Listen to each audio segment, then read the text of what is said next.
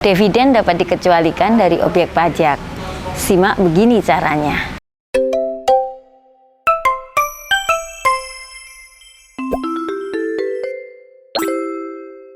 Halo teman-teman, kembali lagi di video saya ya. Siapa yang menerima email pemberitahuan dari perusahaan sekuritas bahwa dividen yang diterima mulai recording date tanggal pencatatan 1 Maret 2021 tidak lagi dipotong pajak penghasilan?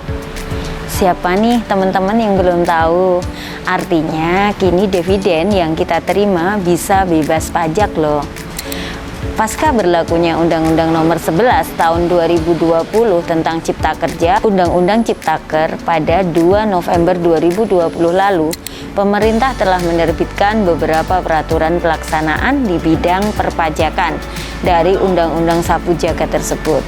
Mulai dari Peraturan Pemerintah Nomor 9 Tahun 2021 tentang perlakuan perpajakan untuk mendukung kemudahan berusaha, PP 9 Tahun 2021, hingga Peraturan Menteri Keuangan Nomor 18 PMK 03 2021 tentang pelaksanaan Undang-Undang Nomor 11 Tahun 2020 tentang Cipta Kerja di bidang pajak penghasilan, pajak pertambahan nilai, dan pajak penjualan atas barang mewah, serta ketentuan umum dan tata cara perpajakan. Salah satu yang diatur dalam kedua belit tersebut adalah dikecualikannya dividen yang berasal dari dalam negeri yang diterima atau diperoleh wajib pajak orang pribadi dalam negeri dari objek pajak penghasilan.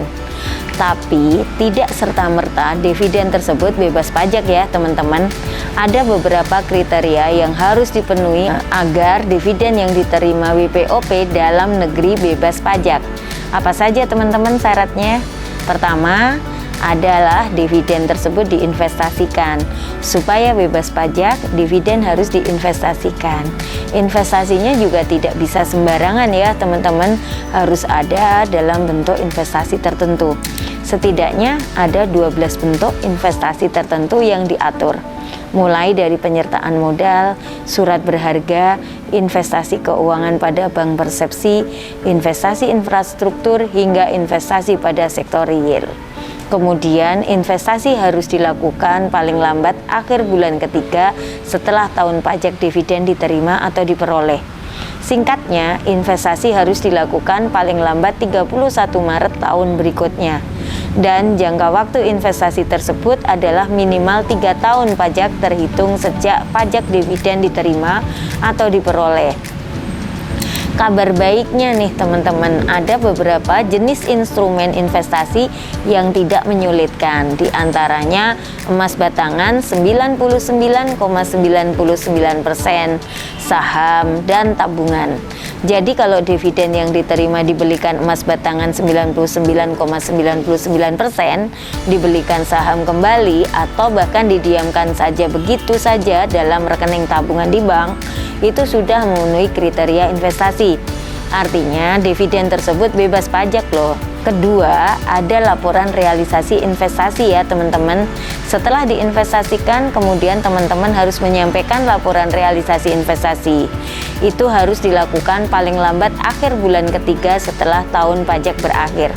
Penyampaian laporan tersebut juga harus dilakukan secara berkala sampai dengan tahun ketiga sejak tahun pajak dividen diterima atau diperoleh.